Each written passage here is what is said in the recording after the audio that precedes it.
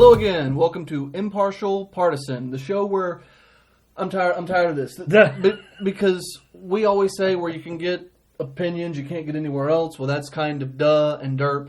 You're going to get analysis from us that's truly the analysis of the consensus of the populace.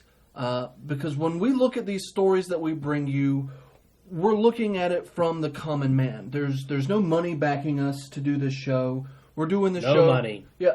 Well, we enjoy politics. We enjoy news. And we thought, well, let's record some of this stuff and let other people know what the more populist opinion is without any sort of right-wing or left-wing spin. Now, I don't know if you can tell, but Adam's really got something under his craw that he wants to discuss. Later. Really wants to get at about the Middle East and Turkey. And we're going to devote a full half hour to that discussion later on in the broadcast. But right now, I want to hit us up with some local and state news. This is important, too. This is very important. This is very important. So, I don't know if anybody watching has been following the news with regard to Secretary of State. But recently, the Secretary of State has admitted, well, they were forced to admit by a lawsuit. Over a year ago, they released Social Security information on over 6 million Georgia voters. Naughty, naughty, naughty. Now, it was a slip, and the... Don't say staffer, it was a slip. That's awful. It was a slip, and they did fire the staffer who they claimed was responsible for it. Now, he has since come out and said, I wasn't totally responsible, and really the buck should stop with Secretary Kemp. And I'm not certain he's wrong. No, he's right. He's right. I mean, the boss is the one that has all the oversight. The story, though, that you'll find down in the link is that they're offering free credit report and identity theft monitoring for over 6.2 million registered voters in Georgia.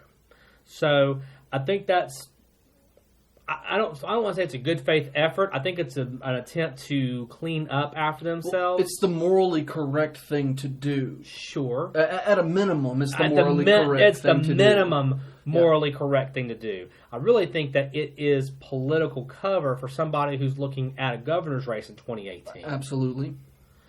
The agency said that the move is expected to cost $1.2 million paid by the agency through reserve funds. And isn't there money that the taxpayers are going to have to pay now? Absolutely, yeah. Nearly $500,000 yes, out of Georgia tax, $400,000 just to do the audit. Just to do the audit. Yeah. To see whether or not that's even accurate. So, but hey, we all get a free credit check out of this. Right, if you're a registered voter. If you're a registered voter. Which, if you're not a registered voter, you should really register because otherwise, why are you even listening to us? Because there's no way to affect change on the things that we complain about every week if you're not getting out and voting. And this is an important point on this particular topic because a lot of people like to bitch and moan about senators and congressmen and the president. Mm-hmm. But honestly, the local level is where it's the most important to cast your vote. Absolutely. And I mean that very sincerely. The stuff that the president does today isn't gonna affect me where I sit for a couple of years. But the stuff that my mayor passes today and the stuff that my city council passes today affects me directly and quick. And that's why it's important to vote. It's the local level where it's the most important. I cannot agree more, and I wish that mainstream media and other internet news outlets would stress this more. Everyone should be able to, if I ask you, not just who's your mayor or who's your governor, but who is your county commissioner or city council member, who is your state representative, who is your state senator. If you cannot answer those questions, then you have a problem that you need to address because those are the people who represent you, whether you sent them there or not, making decisions on your behalf about how to spend the money you're giving to D.C. every year. And I think most Americans are more concerned with electing the celebrities. Sure. You know, the main stage actors in DC. You know what? And I don't disagree with that. The celebrity status deal. If it were me, I would talk about the presidential horse race every day because it's just fun. It's especially this year talking about Donald Trump doing this, Ben Carson saying that, Hillary Clinton acting like a human being for a couple of hours. All of these things are fun to talk about, and they're interesting, and they're leasy to generate. But the really hard-hitting places is at the local level. Home. It's your city, and I mean your state too, but your city and your county are really the most important places to vote. And people skip out. People skip out on those votes, and they stay to the generals. And that's when, I mean, you always see the Democrats doing much better in the generals and the Republicans doing better in the off-season. In the off-season, right. Because Republicans tend to be much more dedicated voters. But we've gone a little bit off topic because it is important to vote, and you get riled up and I get riled up. But the reason why we got off on that topic was because how many Georgians can say they knew who their Secretary of State was, much less what he was doing? And the fact that for over a year this was covered up is a big deal. And the fact that he would have covered it up regardless, at least until he got parked himself at the governor's mansion, is a big deal. And so we need to be an informed electorate and be asking these questions. We do. And we have to know who to ask them to. Right. Exactly. Exactly. So if you're a registered voter in Georgia, please avail yourself of this crediting service that they're offering. Find out when they finally get it up and rolling. Yep. Look online, find out how to get that information. If you have any questions about it, you can ask them in the comments. I'll be more than happy to do a little research myself, figure it out for you. And if you aren't registered to vote, register. Go to your local Board of Elections and register there. You can register at numerous places, but by all means, don't just let these people make decisions for you. Take some small bit of power unto yourself and vote. All right, and coming up next, we're going to talk about the jobs report that just came out. Yeah, big deal in economic news. Little wonky. Stay with us. It's very important. Don't go away.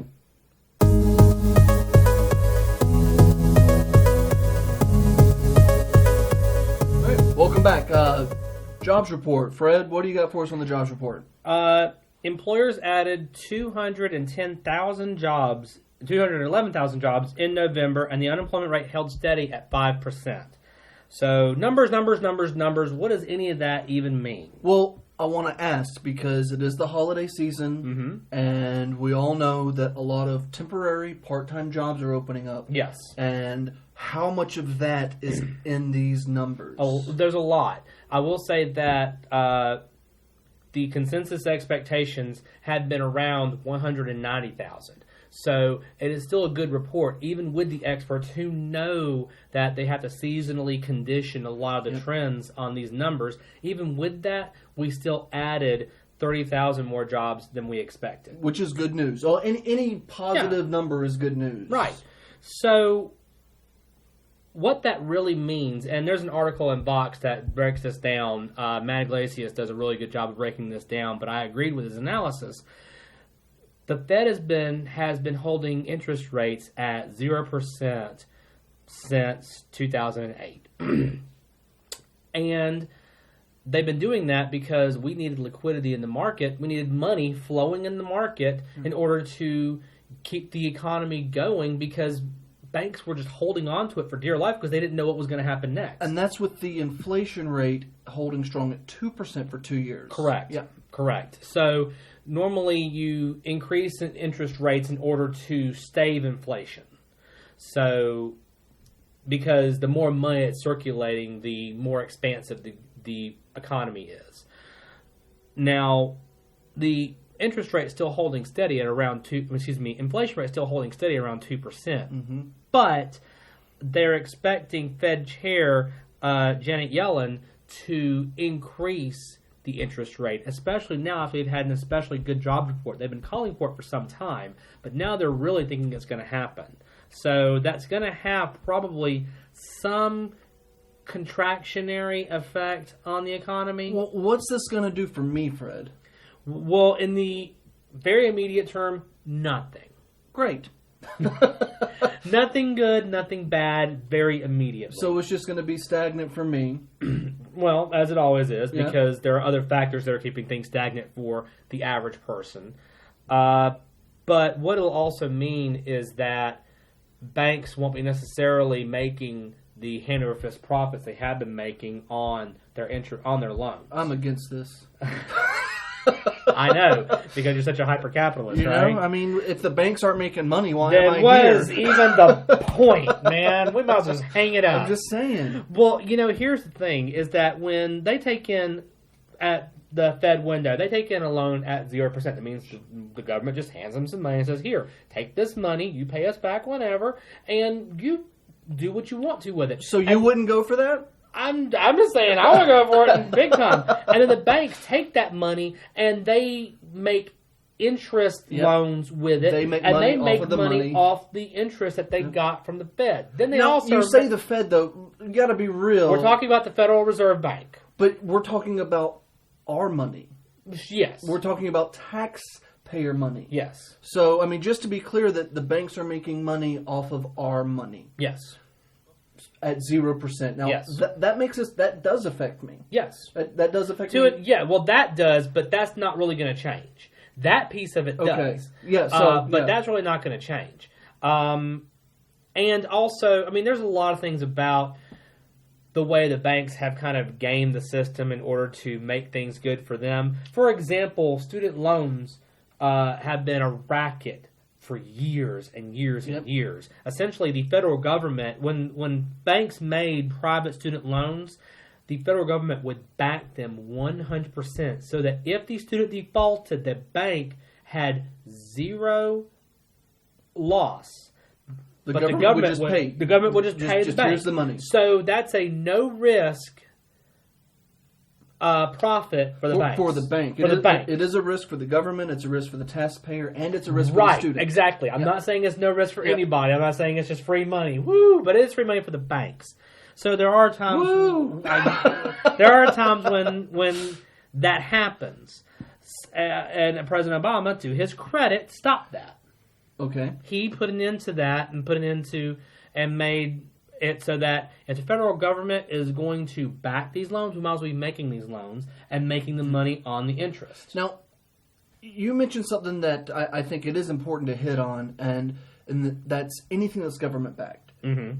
Because loans or student loans is just a small portion of the types of loans from banks that the government backs. Yes. We're talking housing loans, signature loans. We're talking a whole bunch of different types of loans that the government does. Small back. business loans, payday, not payroll loans. I mean, many times after the 2008 crash, many businesses went under, not because they were performing poorly. It was because they couldn't make payroll because they borrowed money to make payroll. That was just a normal course of business for them. Mm-hmm. They would borrow money just to make payroll, and then they would pay it back with their profits because they were that close on how much they make. And a lot of businesses are like that. Waffle House is like that. Waffle House pays their people out like a cash register. And when they defaulted, it was basically our tax dollars that had to go and bail them out. Correct.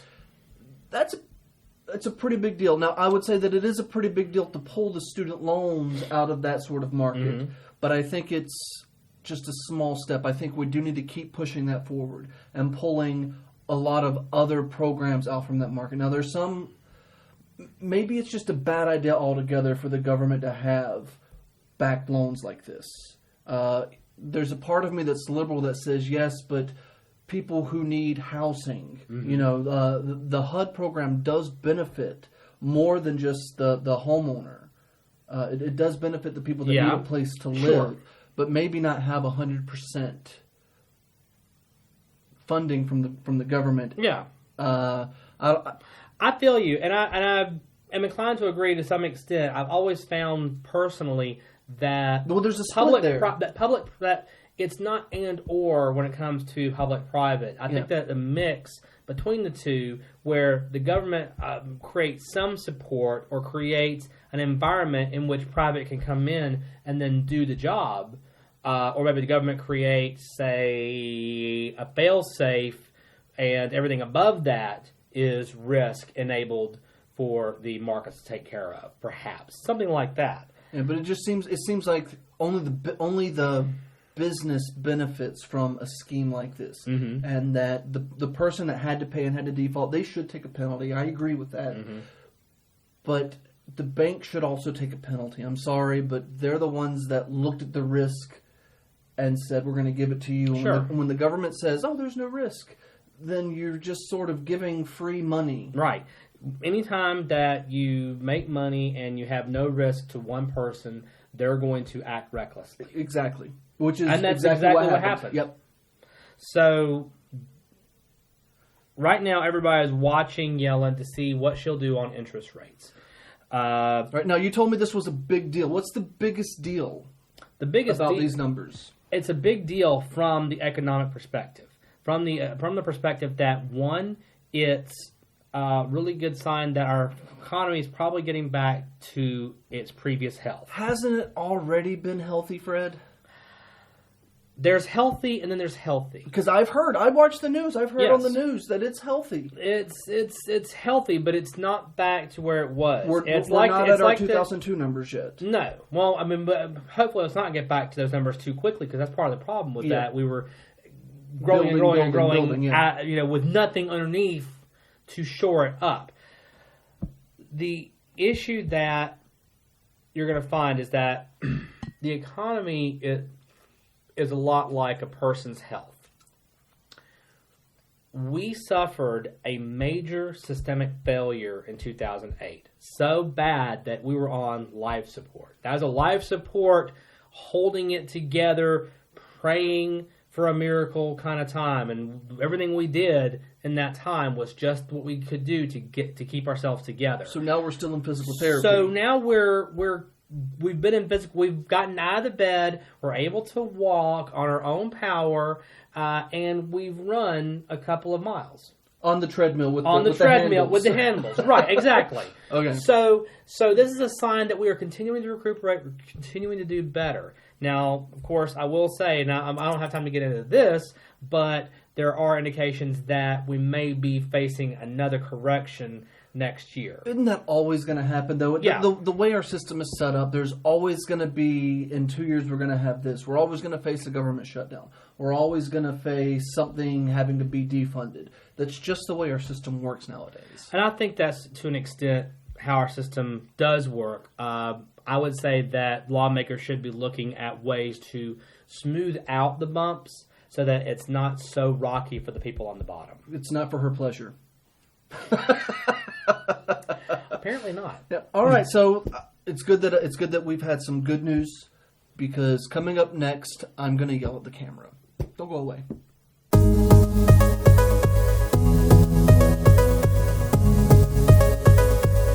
Welcome back, Fred. We've been talking for a day and a half. Russia was bombed down. Yes. In Turkey. Was that last week? Week before last? That was last week. Last week. And this week they came out and they said they have evidence that Turkey is aiding and abetting ISIS terrorists. And there's a story in the New Yorker. Of course they do. Now, they showed satellite footage of tankers from, I guess, ISIS going into Turkey. Now, I remember a news story, and this is a little off from what we were talking about earlier, but I remember a news story about the U.S. not wanting to bomb these tankers. They dropped the leaflets warning the drivers to get out. So we've known about this. Yeah, well, I mean, if it's satellite photos, we know about it. Yeah, if it's satellite photos, we definitely know about it, and that's just the first part. That's just the first part, because there is a rabbit hole. I don't know if it's a straight rabbit hole. I'm sure there are lots of routes. A little squirrely near the bottom. Yep. That's why we have our tinfoil hat right here. Yes. It's to protect us. Twinfoil hat edition of Impartial Partisan. Because it's a little crazy. Everything that we found is a little crazy, Fred. So, what do you think just of the satellite photos and Russia coming out with this news? I think that they're mad. Well, they're mad. I think that it is potentially harmful. It is potentially serious, but it's also potentially Russia being mad at Turkey, taking something that is essentially benign and trying to spin it a certain way. Because the question is, how long have they had these photos, and they're just now producing them after this. Exactly. After this plane went down. This is a tantrum because, again, we've known about it. Anybody that has access to satellites has known about these tanker trucks going in. Mm-hmm. Now, on that, we found news stories where journalists in Turkey have been arrested for having photos. Yes. And news stories about this. Now, one of the problems with Turkey, or at least from the U.S. perspective, is that Turkey is one of our greatest allies in the region, and they are run by a straight-up dictator. They are. It is freedom of speech does not exist in Turkey. No, it does not exist. They actually released him. They had a poet on death row there for a while. Mm-hmm. I wanted to say he was German, and I can't remember the guy's name. I remember being in Turkey at the time that this guy was in prison. YouTube was banned at the time. I had to use a VPN to just watch my YouTube shows. This was 10 years ago, but it was kind of crazy learning about the freedom of speech and the lack thereof in a NATO country, in a country that wants to be part of the European Union, and how strict they are about just your movements and what comes out of your mouth.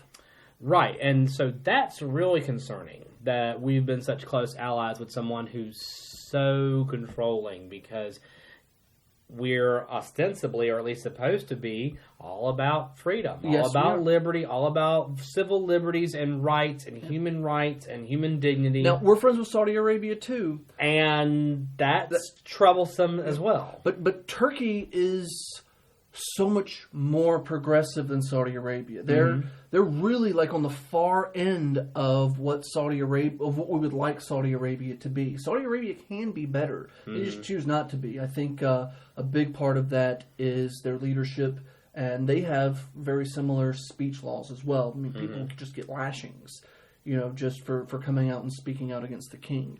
I don't want to get too far off on Saudi Arabia because the story is Turkey. And Syria. So far, and we're going to have links to everything down here. So far, we have Russia coming out with these images, and maybe it's a tantrum. Maybe it's real. Maybe it's not. I don't know. I mean, Russia's kind of squirrely anyway. But now we have journalists being arrested for the same thing. Yes. These journalists were arrested from looking at the article he sent. They were arrested for putting out, quote-unquote, classified state secrets and for espionage because they were talking about oil tankers. Yes. That were being sent from ISIS to Turkey in exchange for weapons. That's the allegation. That is the allegation. And once again, we're going to keep going down this rabbit hole because... Yeah, we're not at the bottom yet. Oh. That's one thing. I know everybody's like, oh, there's the bombshell. No, we're not at the bottom of this yet, which is why we have to have this. We have to have this. Because otherwise, Obama's minions would come in and stop us from recording. We can't have that. And then you need to hear this. Now... This is one of those valleys in that rabbit hole that is a little iffy, but apparently there was a U.S. reporter killed in Turkey. And, well, not apparently. There was a U.S. reporter that died in Turkey. Died in Turkey. Let's say that. She died in Turkey. She was really good looking, by the way. Okay. She was really good looking. And she had put out a number of stories and videos talking about this same thing. The tankers and pictures that she had, and they had called her a spy, and she came out and said that they were going to charge her with being a spy. And maybe it's really easy to be a Westerner in Turkey and go, they're going to call me a spy, and they probably will. But it turns out that a couple of days after she released all this information, she worked for Press TV, which is Iranian-backed, full disclosure. Yes, it is Iranian-backed. But once she came out with all this information, suddenly she's in a very bad car accident. There's issues with the government informing her family about it. They waited a week before they even got pictures. They denied it even happening. This is very tin hatty. This part is very tin hatty, but a U.S. reporter did die after claiming that they had the stuff that the other reporters were arrested for. And so that we can just simply say it and not allude to it, the allegation is that she was assassinated by car accident by the government of Turkey for putting out the story she put out. Yes. Which is a little weird because it was already put out. Right. But maybe she had more evidence. Maybe she had more. And we at Impartial Partisan are not saying necessarily that that's true. It is very possible that coincidentally, 2 days after she made this allegation, she was killed in a car accident. I've driven in Turkey. It happens a lot. They do not drive very well over there. It is equally possible. Not equally possible, but it is also possible. On the scale of possibilities. It is also there that the Turkish government killed her and has used a car accident in order to hide it. So, once again, there's a few things where we're not... It looks bad. The tankers look bad. The car accident, the timing of it looks bad, especially because they're detaining these guys. A lot of things look bad, but they have if you're trying to give the best view possible... There could be a link. There could be a link, and they also could be very innocent, and there be nothing going on.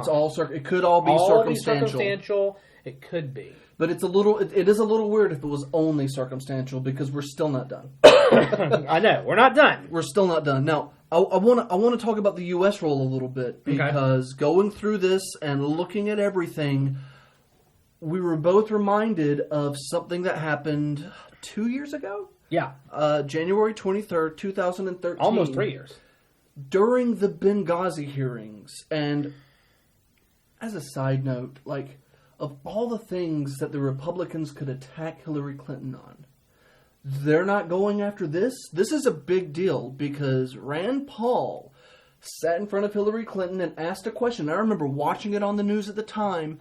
Every news outlet laughed at Rand Paul. They called him an idiot. They said he was uninformed. Hillary Clinton, sitting in front, laughed at him. Mm-hmm. This was, unfortunately, under-investigated by news outlets. They just assumed Rand Paul is a fringe Republican. Let's not take anything he says seriously. And I fell for it. You fell for it? Well...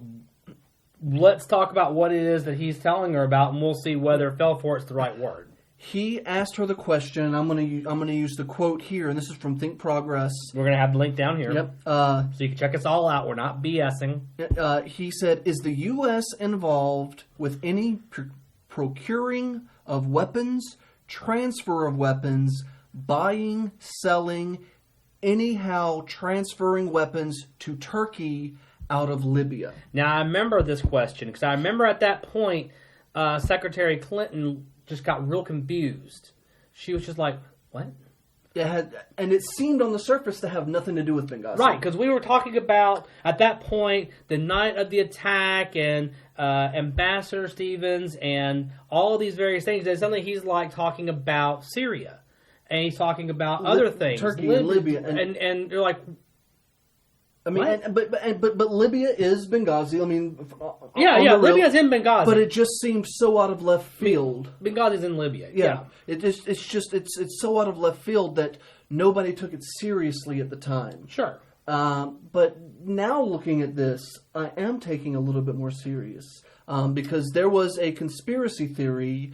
And I want to, when we come back, I want to go straight into the conspiracy theory, and we still have further down the rabbit hole to go. So don't you go anywhere. All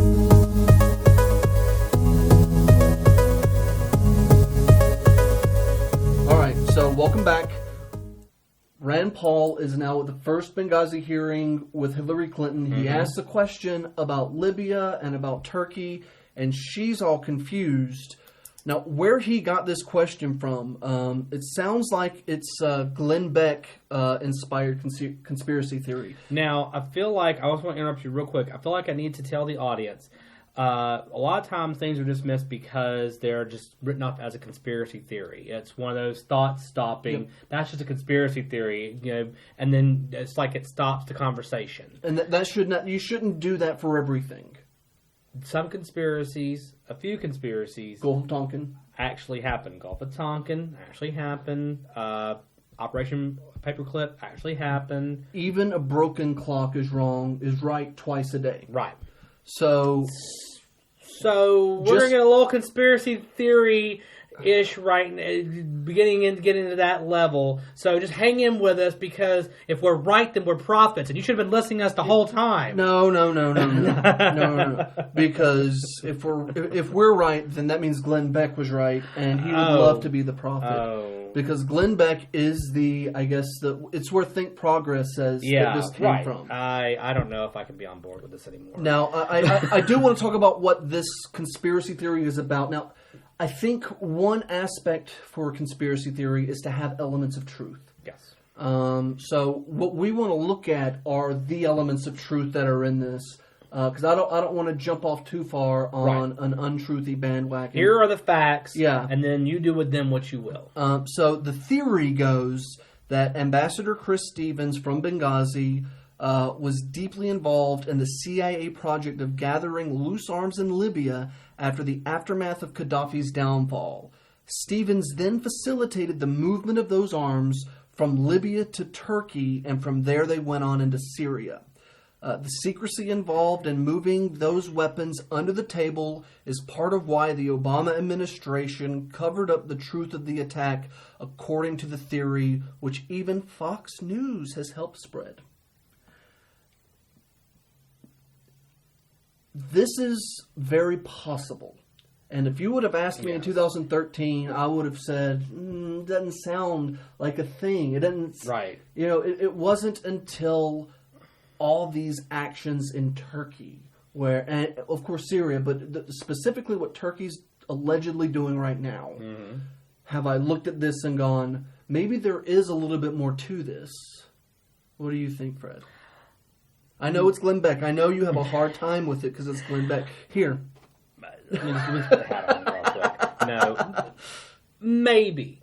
I can say that, maybe. I don't have anything to definitively say that's impossible. But there is no backing evidence behind this theory right now. Right. This is just something that fits in with the other facts surrounding it. It doesn't. But I don't have anything to say that it's necessarily definitively not true. Now, is that saying that I believe it? No, that's necessarily to say I believe it. I'm just acknowledging it, and we're putting it out there for everybody to consume. We're letting everybody know what is a part of this wider story that there's more to get into. Right. So let's do this. So Rand Paul comes out. He says this stuff. It's brushed away. But there is, side note here,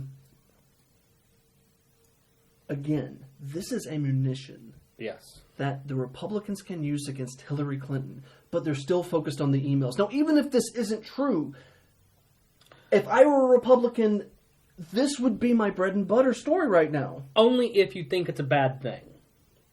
Well, you're right. They might think it's a good thing. There are some in Washington who have been pressing, and the idea is that Turkey is giving ammunition to Syrian rebels, and there's a link that we'll discuss later on, which makes that a very bad thing. But there have been some lawmakers in Washington who have been pressing President Obama to openly support with weapons and ammunition and training Syrian rebels to fight against Bashar al-Assad. Yep. And al-Assad is backed by Russia.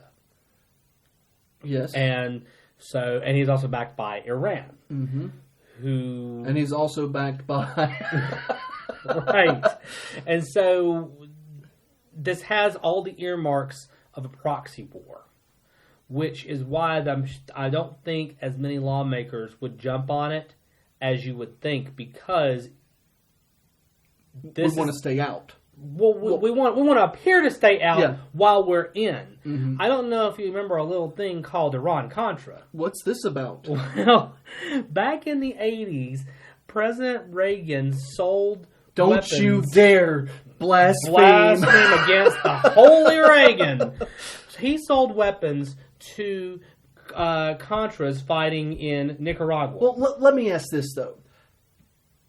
Congress had made a law saying he couldn't do that. Was anyone involved in this become a contributor to Fox News? Well, yes.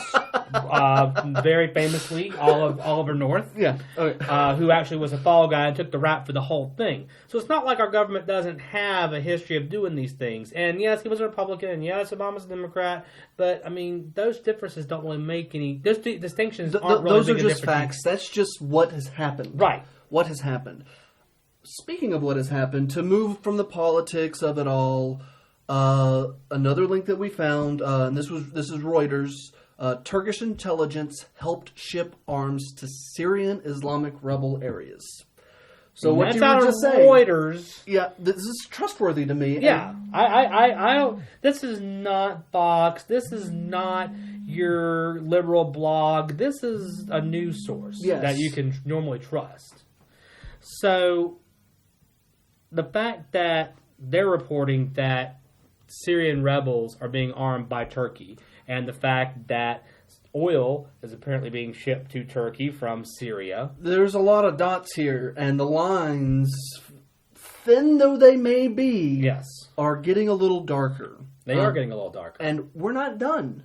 We're not done. This is still the rabbit hole that we're going down, because I'm going to put two links, because both of them are a little iffy, but not necessarily incorrect. One of them is Russia Today, and we both have our thoughts on Russia Today. Yeah, they're Russia propaganda. They are Kremlin propaganda. Yeah, they're not always full of shit, but sometimes they're full of shit. Yeah.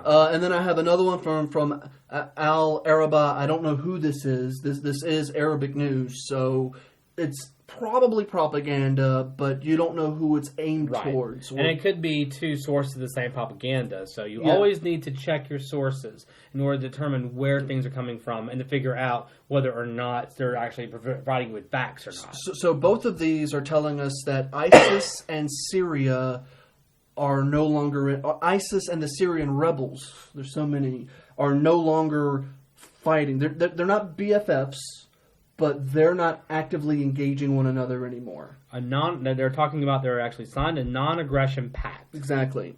One of them says truce. One of them says Al-Qaeda actually helped them come to this truce. But the bottom line is, if these are true, they're not fighting. Right. Which means that there's arms going to Syrian rebels who are not fighting ISIS and who may, in fact, probably be handing some weapons to ISIS in order to help fight against al-Assad. Yep.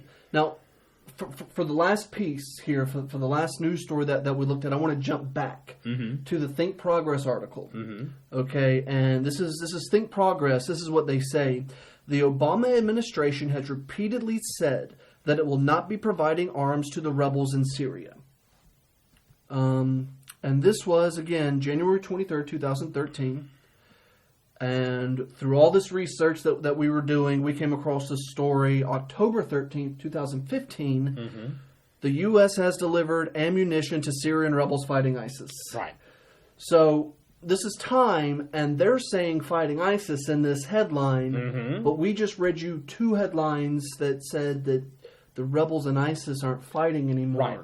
So this is why I am very hesitant to believe anything concerning conspiratorial stories coming out of this, because quite frankly, the whole situation is just too complex. It is very complex to really nail down what's going on where. Because we say Syrian rebels, and we act like they're the rebels from Star Wars, and they're all one group, and they're all fighting against. And they're unified. Evil. They're all unified and and fighting against this one. No, you have the Free Syrian Army. You have the Syrian rebels. Then you have your Sunni sects of those, and your Shia sects of those. And they don't all get along. They all are like these various parties that all just don't like the current government, but they don't like each other either. And so when we say we're giving weapons to Syrian rebels, which rebels? Exactly. And who are we backing? And what ideology are we backing? And why did we say 2 years ago that we wouldn't do this? At all to any. And so the question becomes, is Turkey giving weapons to ISIS through rebels. Did we know about it? Did we know about it? And why are they still our ally? Right. I hate saying that. I like Turkey. I do question our allegiance to Turkey. But this is why I say we need to stay out of this conflict. All together, step back, let whatever will happen, because it's just too complicated for us to even understand. Well, and if Turkey is doing stuff to undermine our operations, Turkey, we already had to fight with them just to use their airfields. They didn't even want us to use them at first. If Turkey wants to undermine our operations, maybe it's time to look at sanctions. Maybe it's time that, just like the Republicans wanted to do with Iran, maybe it's time to look at sanctions for Turkey. Because they can't decide. Turkey, from all this, Turkey doesn't know which side they're fighting for. They hate the Kurds, and they hate ISIS, but they like ISIS because they're killing the Kurds. Like, it's such a melting pot. Maybe it's time we put sanctions on Turkey for now, just to give them a chance to figure out who they're fighting for. We know that they're progressive. Maybe not. They're progressive for them. Yeah, maybe not their president right now. I mean, we do know it's definitely a dictatorship. Right. But we know that they're leagues better than, say, Saudi Arabia or Afghanistan. They want to be part of the EU. They want to be on that money scale. Let's push their position to the right position through sanctions instead of allowing this to happen under this veil, because that's what's happened so far, and Turkey's gotten away with it. So why would they stop? Well, we're going to stay on top of this story to see whether actually it has any validity to it or not. Because, if we were the first ones to break it, that'd be pretty nice. Let us know down in the comments if you have any other links about this story. We'd love to hear it. We'd love to talk to you. Yes, absolutely. Let us know what you think about what we should do with regard to Syrian conflict. You could tweet at us. I'm at St. Riffraff. I'm at Fred Swann. So thanks again for joining us for this episode, and we'll be getting back to you. Like I said, this is a big deal for me. I had a lot of fun looking at this. Let us know if you like hearing about this story, because this was fun for both of us to look at all these links and to make sort of connections. Maybe they exist. Maybe they're just dots with nothing connecting them. But there is one linking thing, and that is Turkey. There may be some there, and if there is, we need to know. All right. Again, thanks for joining us, and we'll see you in about 2 weeks. All right. Thank you.